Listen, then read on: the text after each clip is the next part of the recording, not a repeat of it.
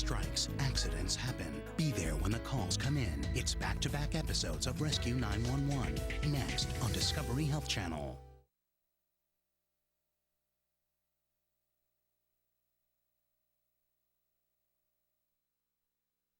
This is 911. Do you have an emergency? Today on Rescue 911. On 911, stunned crowds watch in horror as a stuntman hangs by a thin safety line from the belly of a plane. I knew immediately it was not part of the act. And emergency teams attempt a dangerous rescue. It was kind of like doing a stunt that nobody's done before, except we had no time to practice. Then, it's Rescue 911.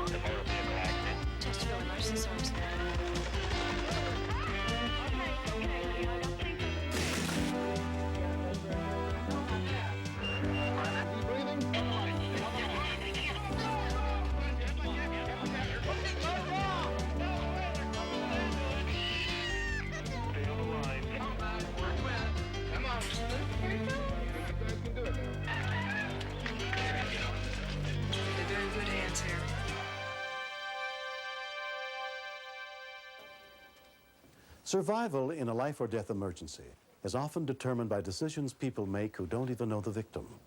I'm William Shatner.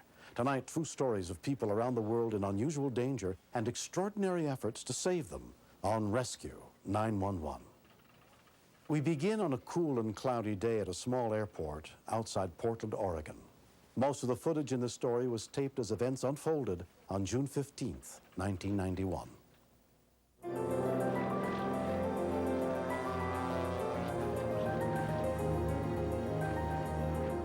Stunt pilot Jim Franklin is a legend in the world of air shows. For 8 months, he had been rehearsing a difficult new stunt with wing walker Lee Oman. At the Rose Festival Air Show, 40,000 people would see it. We know there's certain risk involved, and especially before a new stunt. And we talk about what can go wrong and what are we going to do if it does then. I don't care who you are, how good you are, sooner or later, if it can happen, it will happen. We're going to hark back to the barnstorming days of air shows. From Ruidoso, New Mexico.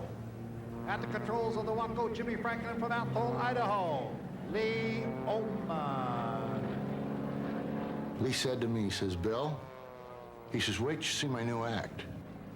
Airplane mechanics Bill Amarata and Mike Warren were in the staging area. I says, I wouldn't miss it for nothing. I said, I'll be right up there in the hell. Basic speeds in excess of 180 miles an hour and forces of 6 times that of gravity. Oman will do his routine through loops, rolls, and hammerheads. He's one of the most incredible pilots I've ever seen. The guy just wears an airplane, he doesn't fly it. The weather conditions weren't very good. We had rain squalls, a little bit of wind, and for Jim up there, I'm sure it was pretty bumpy. Because Lee Oman is making a move. Where do you suppose Lee is going to go?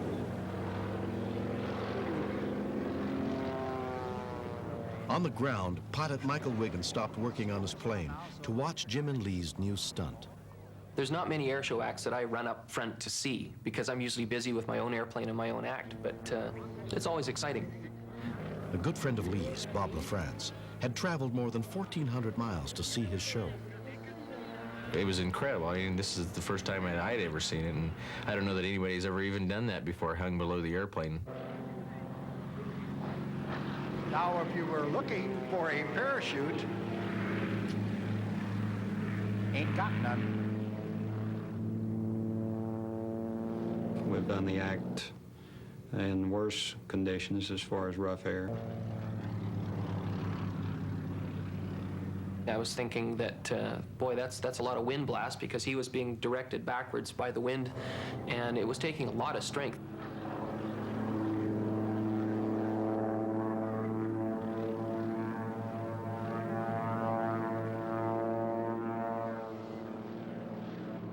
They hit this bump, and all of a sudden, he was at the end of the cable. Well, the invisible wires come into play, I guess. I knew immediately it was not part of the act. And I also knew that Jimmy can't land that airplane with Lee hanging down below there without doing bodily harm to Lee.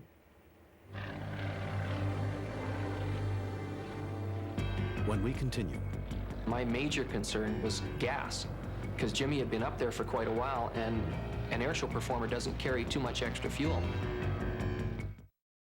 Follow unsung heroes saving lives and witness courage and compassion in action. Okay, I'll be in the back.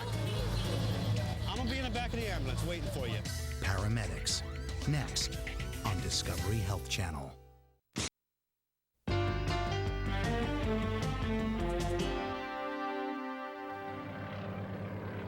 when Lee Yeoman was bumped loose during an aerial stunt, he was left dangling below the plane from a slender cable. At 80 miles an hour, the wind was so strong, he could not pull himself up to safety, and the pilot could not land while he was hanging beneath the wheels. Wing walker turn. Wing walker, are you on? Go ahead. Is there a problem? Yeah, we're going to take a little bit here. Okay, let us know if there's anything that we can do. I have a window in the belly of the airplane. You know, I can see, obviously, his arms, legs, everything's working okay. We don't do anything without an escape route or a back door, so to speak. The key to survival in this business. And if I didn't get it done soon, then he may become so exhausted that he can't help me to get him back up. The first thing we had planned on was a negative G push, where I would push the airplane over and it'd create a negative G and cause him to float up to the belly of the airplane.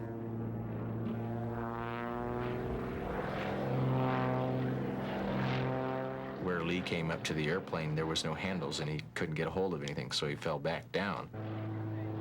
Jimmy Franklin making an adjustment up there, ladies and gentlemen. I'm trying to be as gentle with him as I could, and this time I kicked the rudder on the airplane, got the tail to swinging, which in turn got him to swinging back and forth, so that he'd actually come up to the side of the fuselage.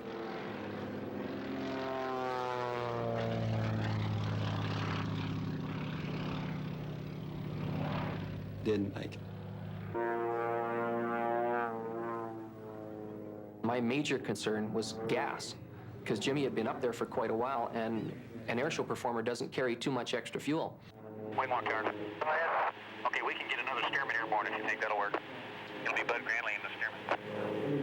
Negative. I don't think they can help. Could we use a pickup possibly? Yeah, let's get a truck out there. Okay, we'll do it. We've got our expert people attempting to come up with the right solution to this rescue problem. Bud said that he had done a pickup truck to the airplane transfer before with Jim Franklin flying, so it was decided he was going to drive, and because I knew the harness and where everything was, that I would cut the harness. As I said, the speed of the airplane and the pickup will have to be matched precisely. It was kind of like doing a stunt that nobody's done before, except we had no time to practice. Get a good sharp knife and have the guy in the back of the pickup to cut this thing when we get him in. You got it. Make it fast. We had to get it done within the length of the runway because the truck obviously had to stop at the end. The serious what if is what if we cut the cable halfway through and Jimmy had to take him around again, and now he's only got a half a cable. Lee had already been buffeted for more than 15 minutes in wind-chill temperatures below freezing. He was really getting weak in the air. You could tell by the way he was turning and twisting in the wind. So I was really worried that Lee wasn't going to be able to provide virtually any help at all in the rescue. I had a radio in my hand, so that naturally made me the shotgun guy in the other vehicle, and I was going to call height and speed and maybe direction if we needed it. We're going to have two vehicles, one beside the other, and that way you can look out the side of the airplane to gauge your speed. That's good. Michael, let's hurry as much as you can.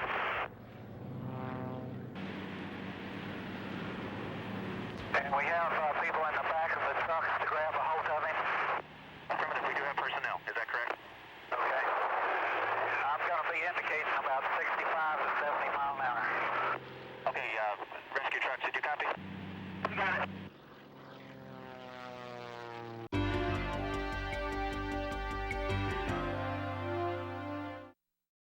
I saw blood, but I saw no head. Every Monday night, Discovery Health Channel will make you cringe, cry, and wonder, how on earth did they survive?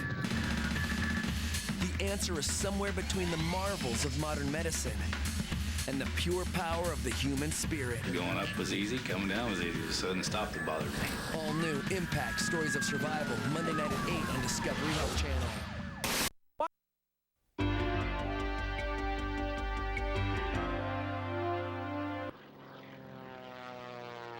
I was just worried that we weren't going to be able to pull it off. Being able to match the speeds of the airplane and the vehicles on the runway, that's a very difficult thing to do. Jimmy Franklin came down in the Waco, just virtually on the edge of a stall. Are we ready? We're ready. Okay, start rolling. Start rolling.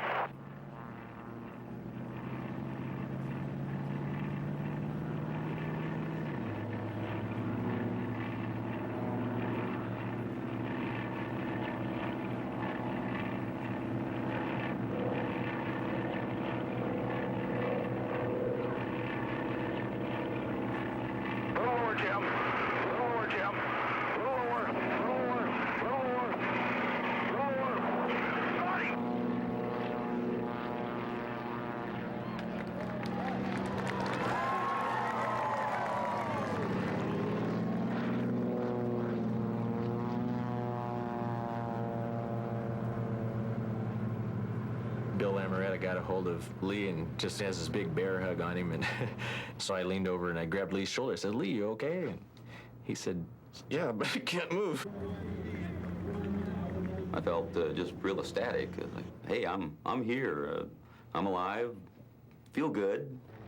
Because of his safety cable and the skill and ingenuity of his friends, Lee Oman escaped without any injuries.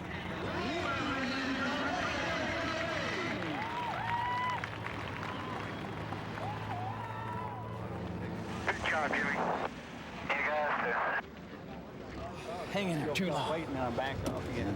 All right. Well, hey, boss. You all right? You bet. Whew.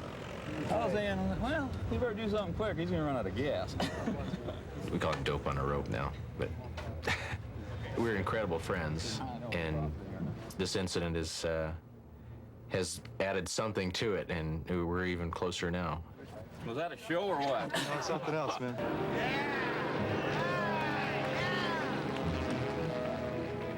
We went back to the drawing board and drew up some new safety devices, and they're in place now, and we're doing things now that make that hanging down on the bar look simple.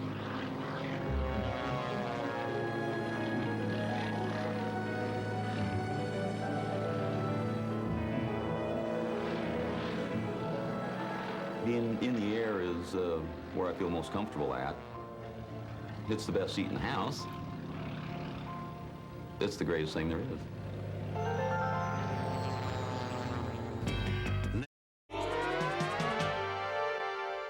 Next, step inside the command center where the calls for help are answered and meet the real-life heroes who save lives. Stay tuned for another episode of Rescue 911. Next on Discovery Health Channel. Real life, medicine, miracles. Mr. Shapiro, step out of the car, please.